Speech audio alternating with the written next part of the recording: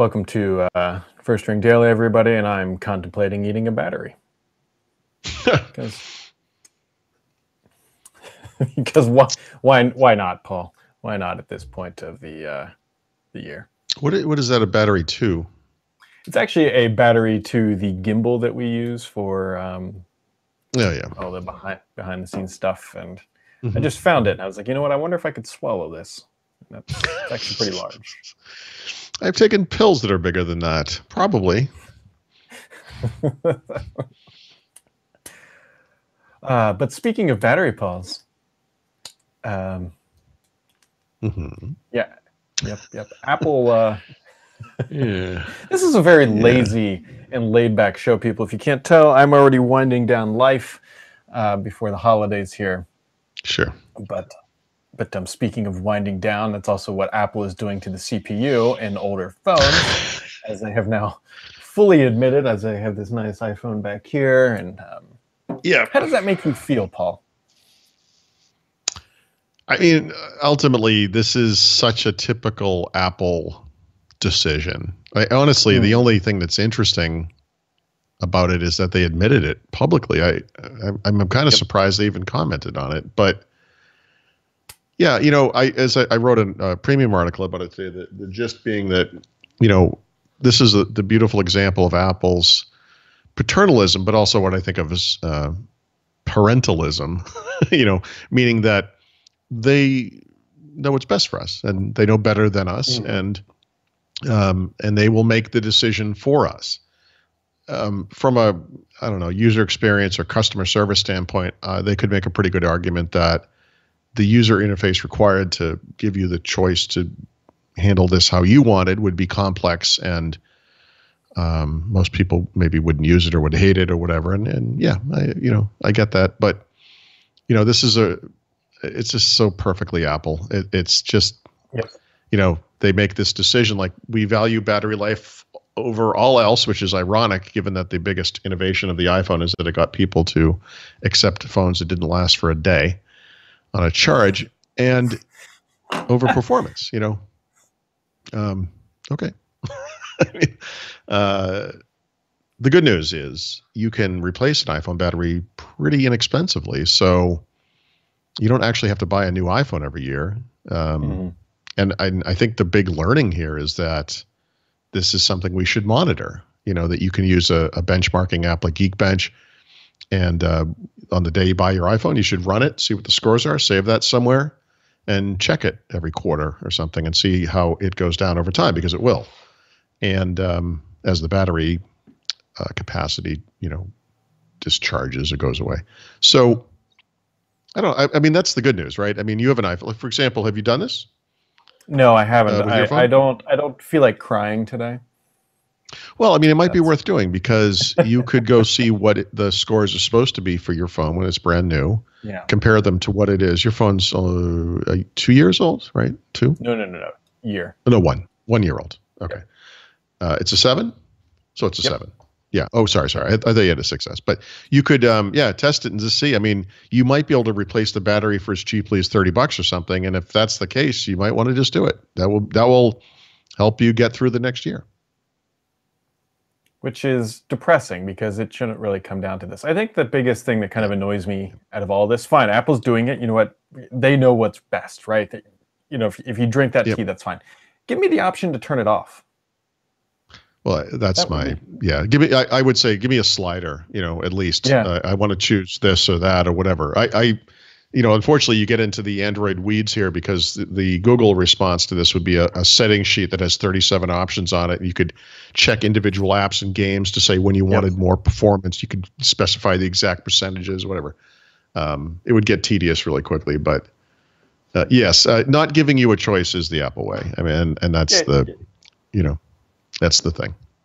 It'd be nice, Paul. As I sit here and look at Windows 10, there is a little slider. I can drag it to the left. Yes, there is. Battery mode. Do you find that hard to use? Drag it to the right, but turn on the fans if I want. If you didn't want that choice, if you felt that Microsoft was always going to make the right decision for your PC's battery life, would you find that slider easy to ignore? there's a lot of assumptions in there about Microsoft making the better decisions. I know. It's a ridiculous assumption. I'm just saying. In other words, let me put it a different way. That slider exists in Windows 10, as you said. It's there. I bet most people don't ever see it, or they see it once and they're like, yeah, whatever.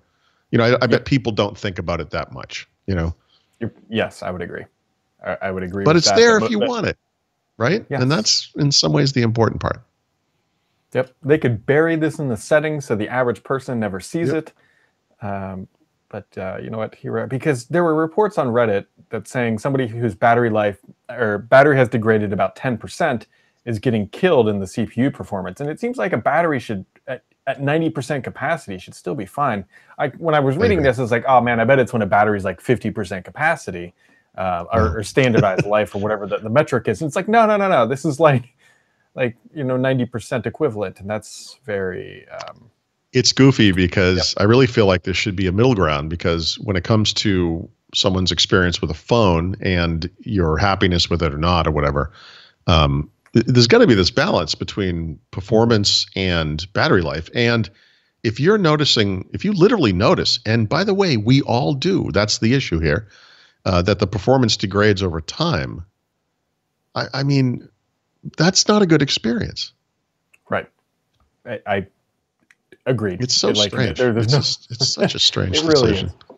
And then the first thing I thought of too was it's like, okay, so we can probably assume they're probably doing this on the iPad as well. But what about their laptops? Yeah. Right. Yeah. I mentioned this the other day.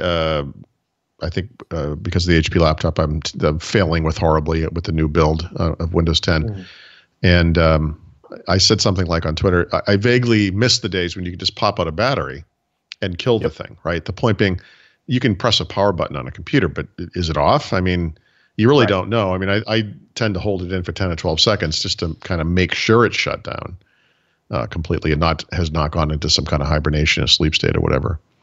But yeah, you still just pop. If you pop the battery, it's dead. Like if you unplug a computer from the wall, it's dead. If it's a desktop.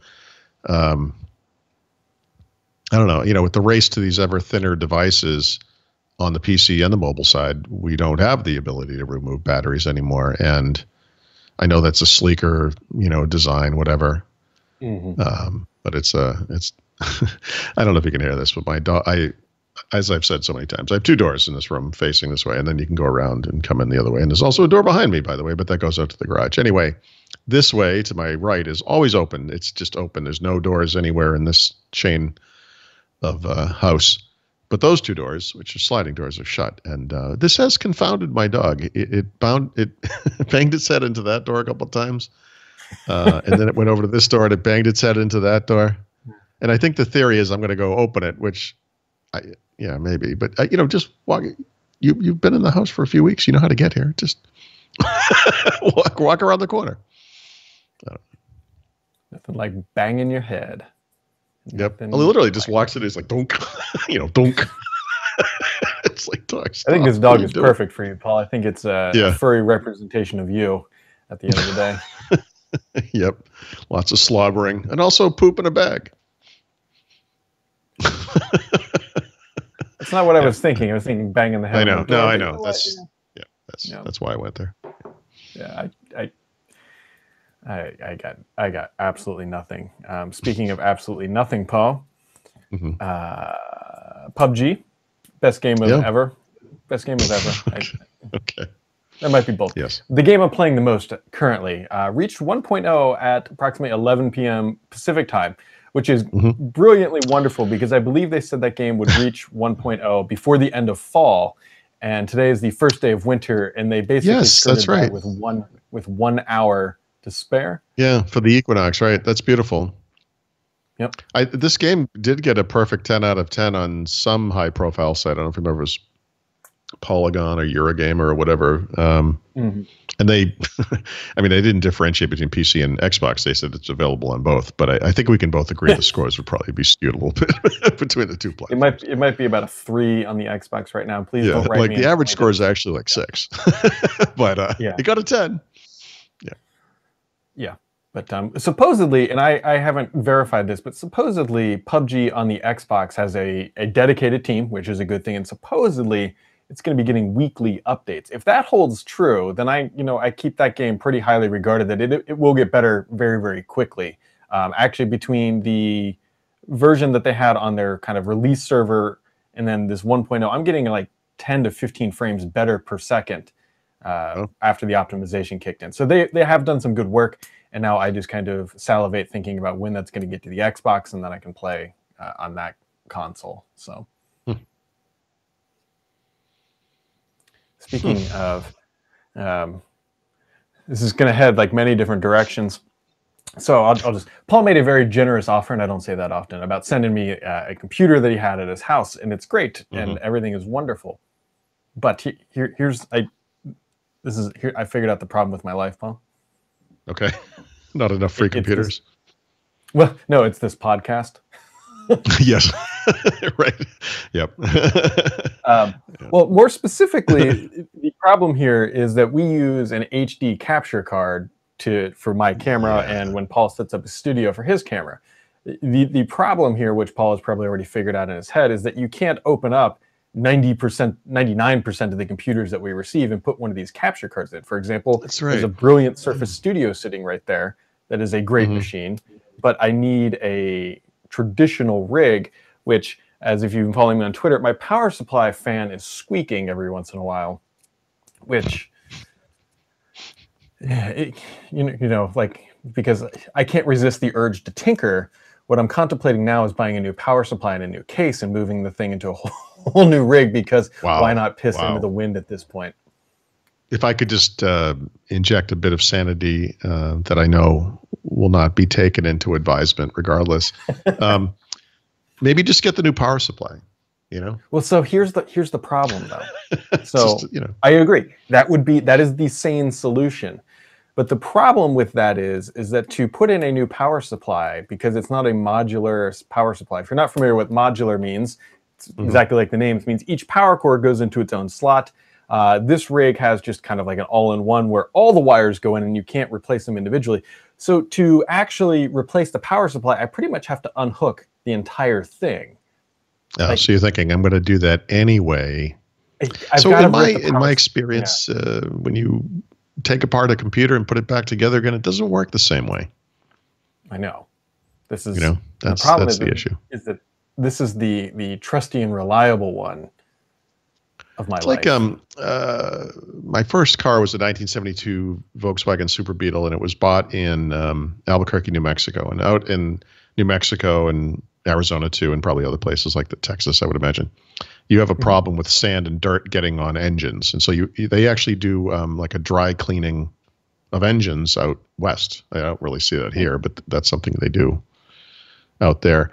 And sometimes it is the dust clinging to the oil on the engine that's keeping the thing working, which is what I found with my car, because once you cleaned all the dust, which had oil caked in it, you discovered that the car had all kinds of leaks. Oh. And, I guess what I'm saying is, hey, maybe just leave it alone. Just don't poke a sleeping bear. It's tough.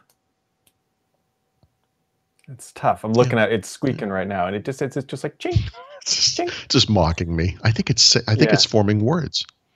Well, the first thing I think I'm going to do, I think, is just kind of, you can slide the back of the power supply out, and then just try to clean it and just see if there's anything like blatantly obvious. Many people warned me online not to just open up the power supply, because you can shock the hell out of yourself, that there are many capacitors in there even when it's unplugged. And I experienced at least 3 electrocutions. Jeez,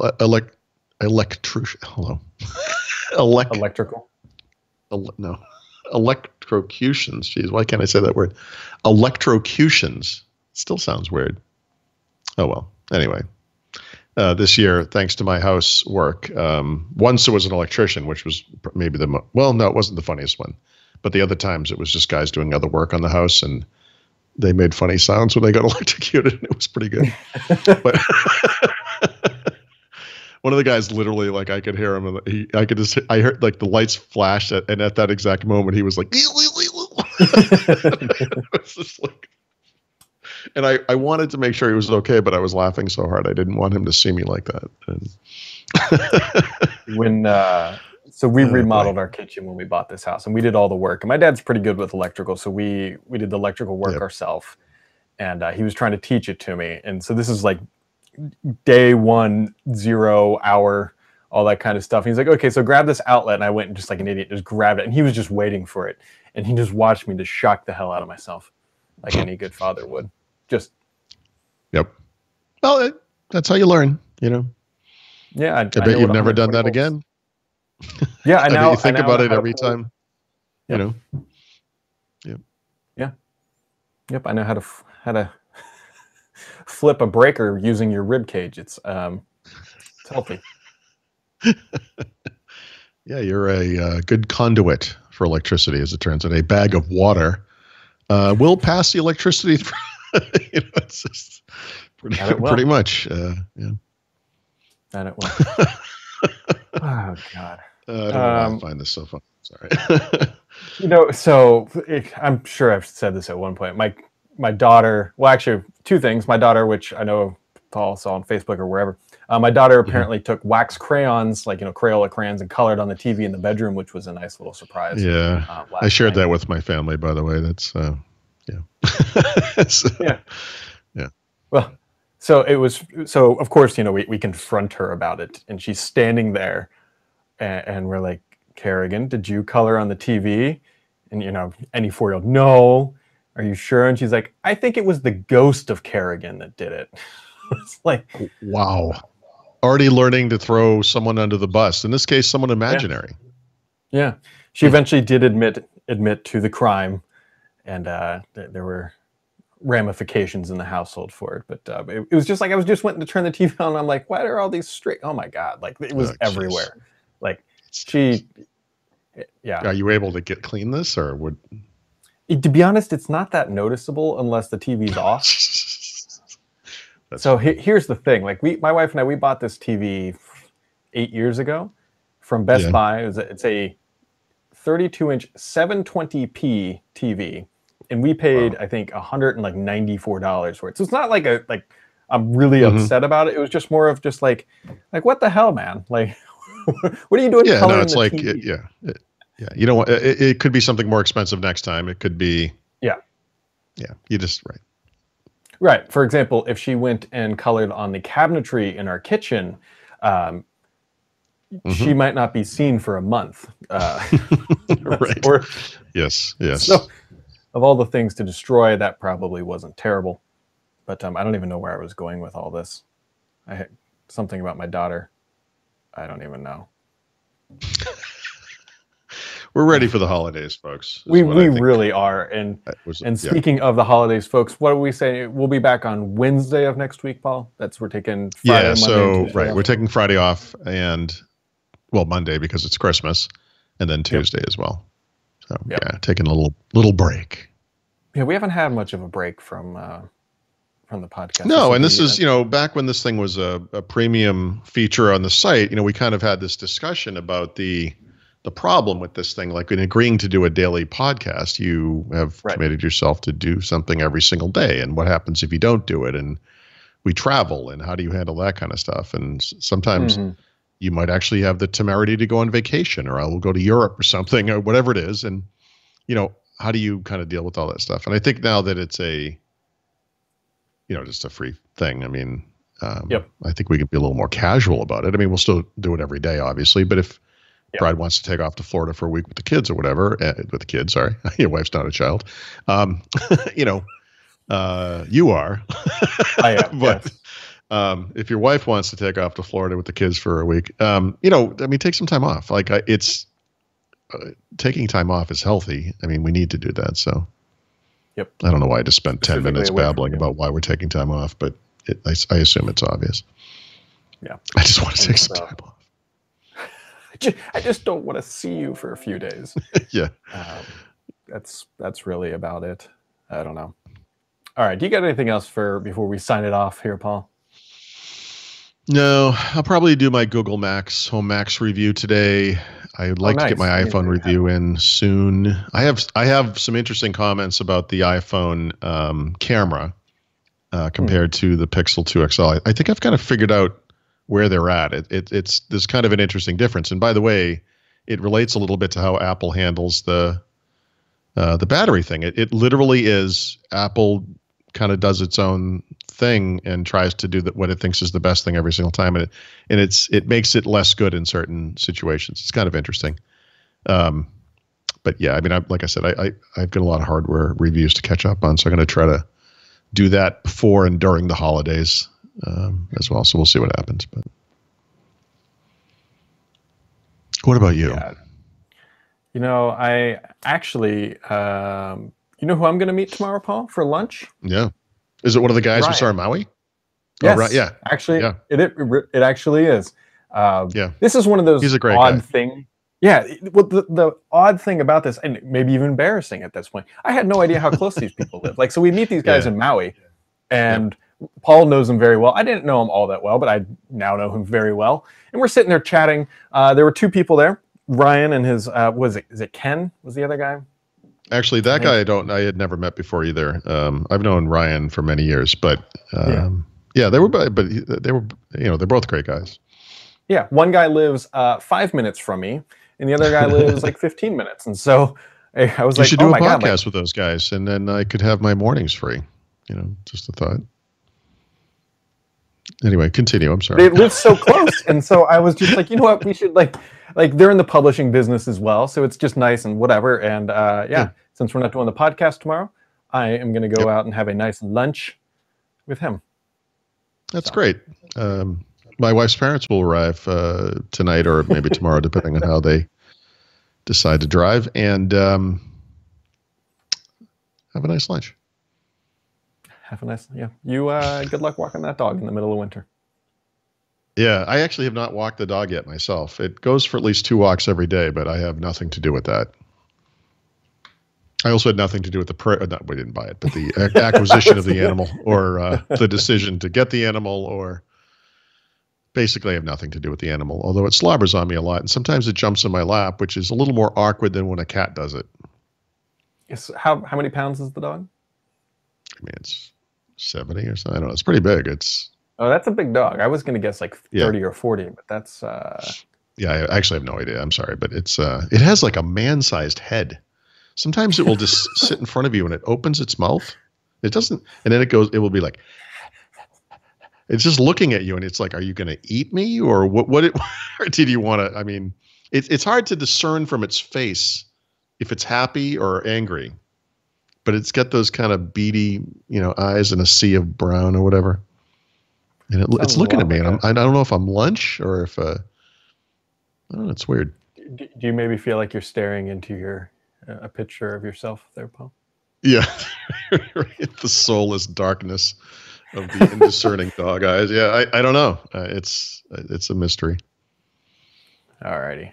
Well, with that, folks, we are going to wrap it up here. I hope if Christmas is your thing, I hope you have a wonderful holiday. If not, we will catch you back here on Wednesday, and have yourselves a wonderful weekend, holiday, and all that good stuff.